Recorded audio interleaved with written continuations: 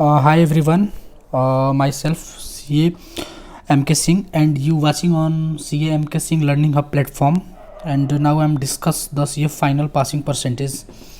क्यों ज़रूरी है पासिंग परसेंटेज आपको देखना है। एक्चुअली होता क्या है ना कि हमें आइडिया नहीं होता है कि कितने जो हमारे पास्ट ईयर के पासिंग परसेंटेज है। एक्चुअली हम देखते तो हैं कि हाँ रिजल्ट जब भी आता है तो हम ये देखते हैं कि हाँ कितने परसेंट बच्चे पास किए, कितने परसेंट बच्चे फेल किए।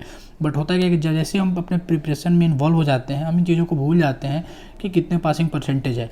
ठीक है, ये हमेशा अपने माइंड में रखना पड़ेगा हमें कि हमारा पासिंग परसेंटेज क्या है। देन हम अपना गोल डिसाइड कर सकते हैं कि हाँ हमें किस लेवल पे जो है अपना प्रिपरेशन को रखना है ताकि हम जो है अपना एग्ज़ाम क्लियर कर सकें। तो इसीलिए ड्यूरिंग द प्रिपरेशन आपको हमेशा ये याद रहना चाहिए कि आपका पासिंग परसेंटेज क्या है। इसीलिए मैं यहाँ पे ये डिस्कस कर रहा हूँ। इस मतलब पासिंग परसेंटेज डिस्कस करने का यहाँ पे मेरा कोई ये मकसद नहीं है कि हाँ किसी को डिमोटिवेट करना, डिमोरलाइज करना कि हमारा पासिंग परसेंटेज जो है इतना लोअर है, देन हम कैसे क्लियर करेंगे इसको।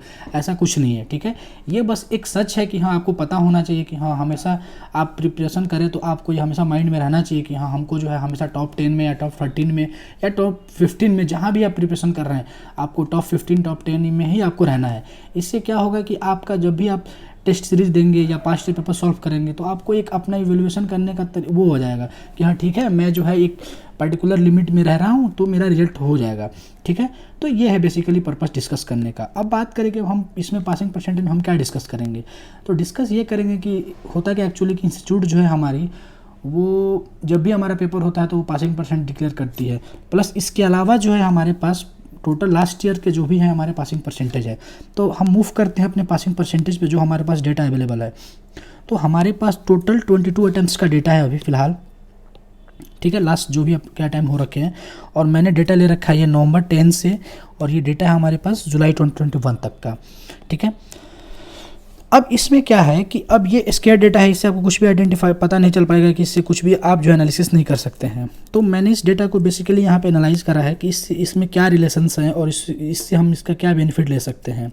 ठीक है, तो यहाँ पे जो है आपको बोथ ग्रुप का परसेंटेज है, यहाँ पे आपको ग्रुप 1 का परसेंटेज, यहाँ पे ग्रुप 2 का है। आपको जैसा कि पता है नवंबर 17 तक जो है ओल्ड सिलेबस ही था हमारे पास, देन उसके बाद जो है ओल्ड और न्यू दोनों सिलेबस है। ठीक है, तो अब इस जो भी ये डेटा हमारे पास है इससे हम एक इन्फॉर्मेशन हमने निकाला है जिससे आपको काफ़ी फ़ायदा होगा इससे।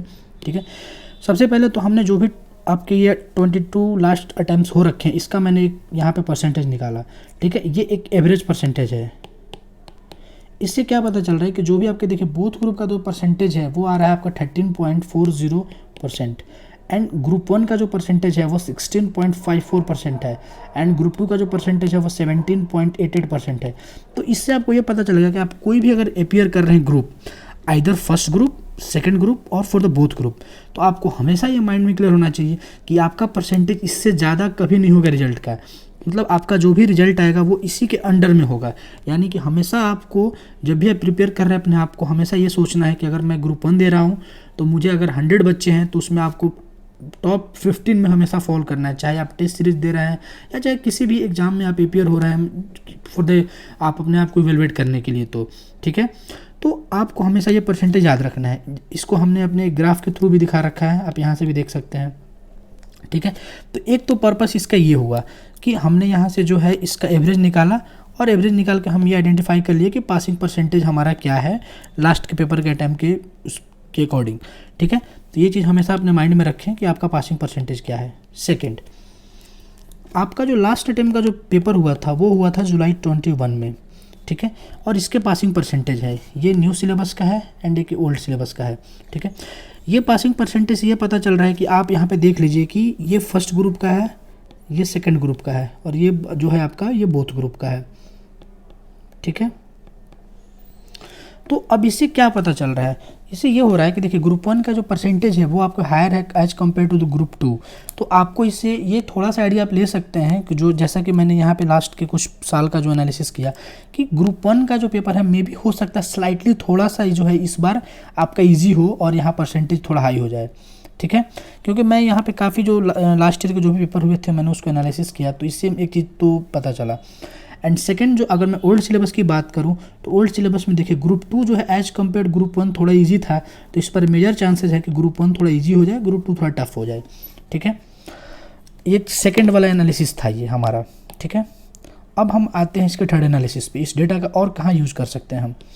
थर्ड यूज़ हमारा ये है कि अगर आप ओल्ड सिलेबस में अपियर होने जा रहे हैं अभी जो दिसंबर का एग्ज़ाम है हमारा, तो आप जो है आपका अगर प्रिपरेशन हो रखा है तो एटलीस्ट जो है आप इन 3 सालों का जो है पास्ट ईयर पेपर जरूर ट्राई करें।